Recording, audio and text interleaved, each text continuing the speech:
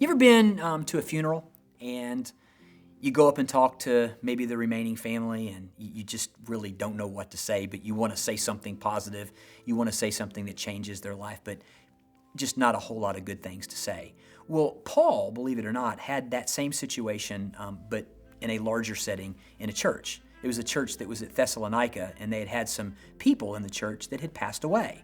And Paul, as a pastor, wanted to speak to that issue. It's a shame because, unfortunately, this beautiful pastoral passage many times gets hijacked for end times scenario, but it's really a beautiful picture and a beautiful pastoral response to people that have passed away and to a church that wants to know what's going to happen. He says in 1 Thessalonians 4:13, he says, "We don't want you to be uninformed, brothers, about those who are asleep," in other words, those that have passed away, "that you may not grieve as others who have no hope."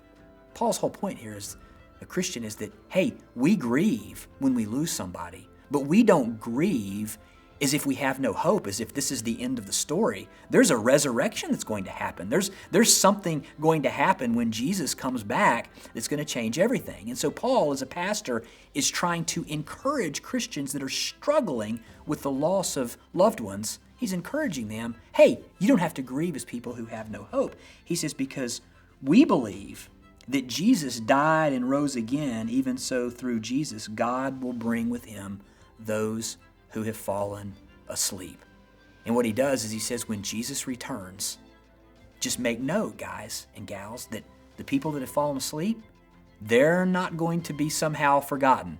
God's going to raise them up, and he's going to get all of us together, and he's going to bring all of us together with him, and it's going to be a wonderful thing. And then he says in verse 18, he says, therefore encourage one another with these words. Why does he say encourage one another? Because they're worried about people that have fallen asleep. They're worried about people that have died. He wants to encourage them that death does not have the final say, and it is a beautiful pastoral approach to dealing with people that have had loss. Maybe you've had loss in your life.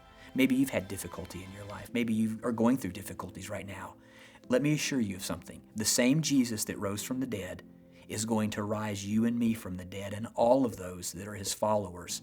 And we are to get encouragement from that word. Take courage today.